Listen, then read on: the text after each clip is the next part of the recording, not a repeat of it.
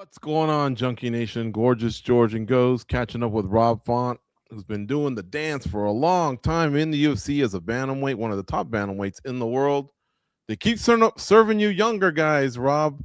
I mean, seriously, we've kind of gone through this, right? Where you're kind of like, um, you've checked a few guys. The last one didn't go your way, but either way, the theme has been the older veteran against the younger guy, and holy This, cow, there this must be like 15 years difference between you and Raul Rosas Jr., who you face at UFC 326 next weekend. yeah, man, it's a big age gap. It's my role now. I'm cool with it though.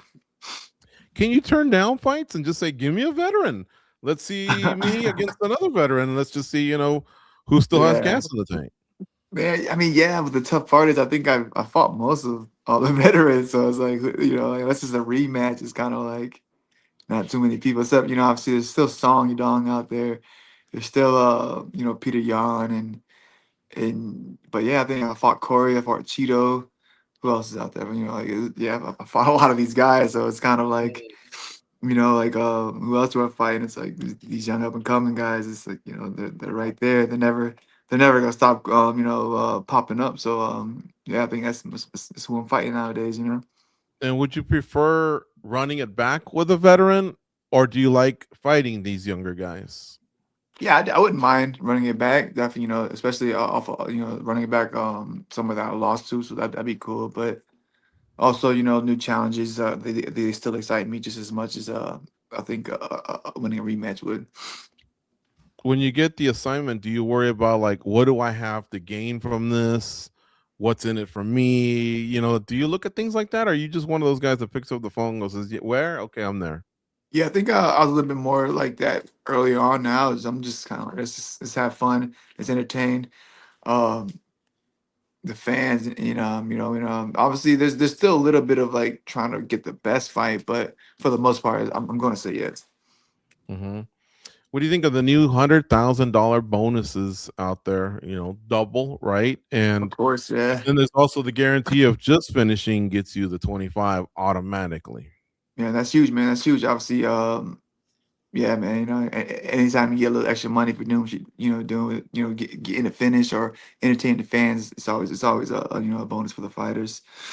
I'm Definitely sure when long you, overdue. sorry to interrupt. Yep, for sure, man. You guys deserve it.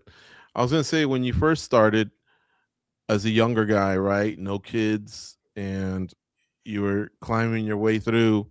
A bonus might mean, oh, a little chunk of change to reinvest in my career, maybe a down payment on a house and all that. What do you think of now between your show, your win, the 100,000? Like, has the mind changed? Like, do you think now college funds and Exactly. other man, It's more trying to man like, stuff than young yeah, man stuff, right? yeah, it's all that stuff. It's all college fund, trying to plan for the future and save and as much as possible because it's only getting expensive and I only got a couple more years of doing this, so it's kind of like trying to make as much as I can right now. Before you're done, you think you can get the UFC to Puerto Rico? That'd be huge. That'd be cool, man. At least once, right? At least once. And shit, even if I don't fight on, I would love to go just check it out and watch the fights there. But yeah, that'd be cool. We're both in Vegas, so I know we're not having an earthquake. Why is your phone fumbling around? You on a unicycle or what?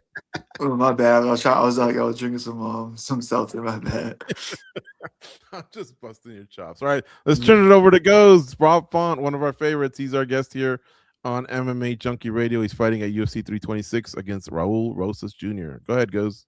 Rob, I want to ask you a little bit about the journey to this point. Is there a particular fight in your career that you can point to where you say, this fight changed me, whether it was for the good or the bad, but it kind of changed you and your approach to the game?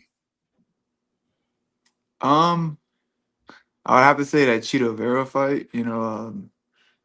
Think I took a sort of kind of short notice. Um, I was in the Bahamas, and it just should have said no. No one to say no. I think I learned a lesson then. Um, Obviously the fight itself, getting beat up the way the way obviously the way it kind of played out was like definitely changed my approach. Definitely how I accepted fights and you know even obviously trying not to like be out and fucking the Bahamas as much as like partying as much as I was after fight. So I would say that fight for sure.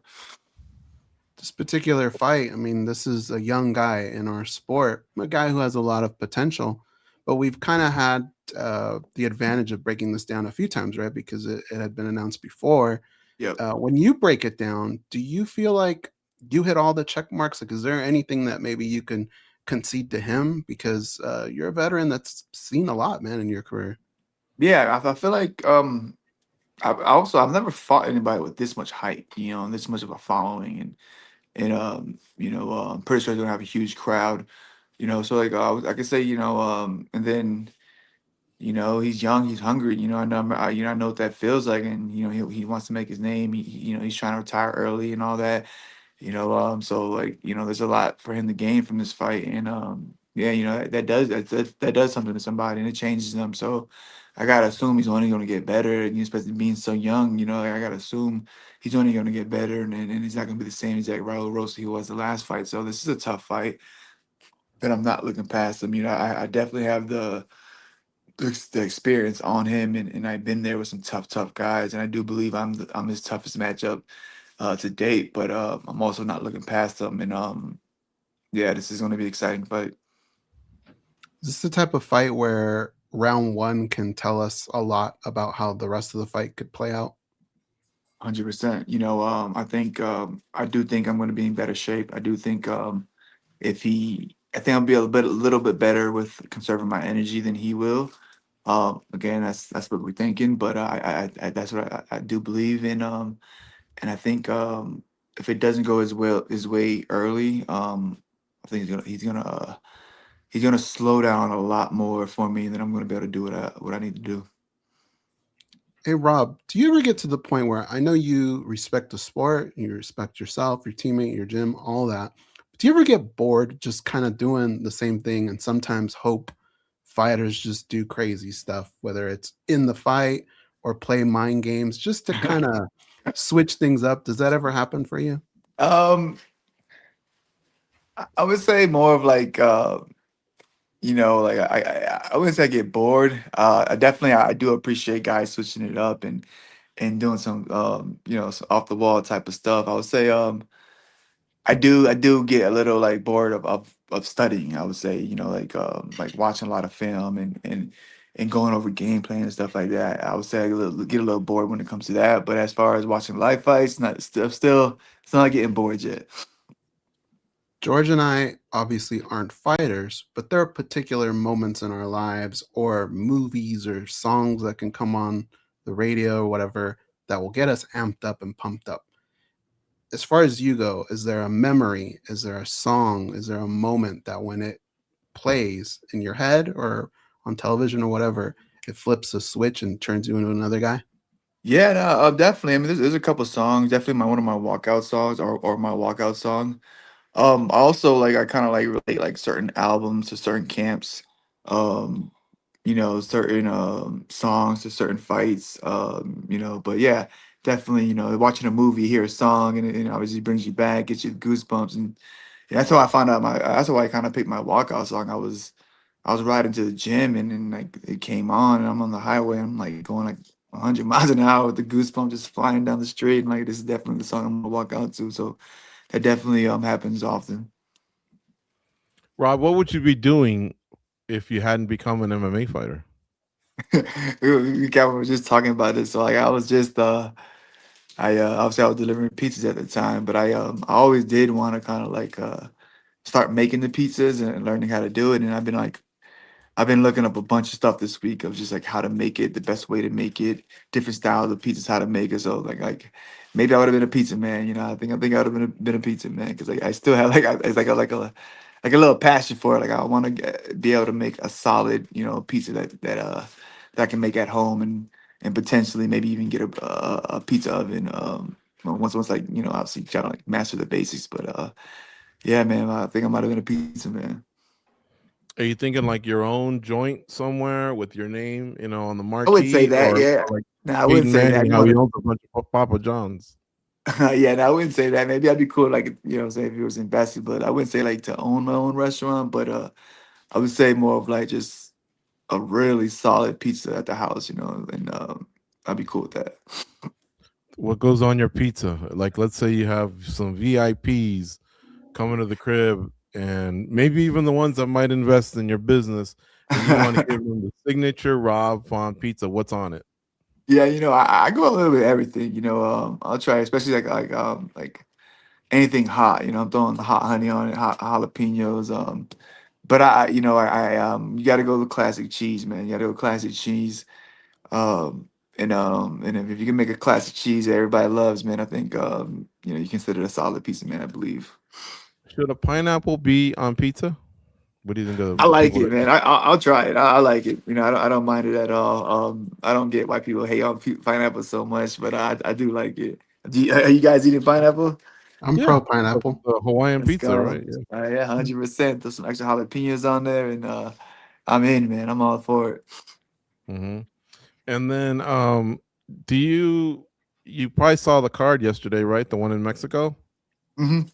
A veteran like you, Calvin, can you sit there and watch and enjoy the fights, or are you observing techniques? And at this stage in the game, are there new techniques, or like have we learned it all? Like it seems like people have spun and cartwheeled and jumped, Uh, and I mean, even Anthony Pettis a few years ago jumping off the fence. But are, yeah. are there still new techniques to learn that are actually effective?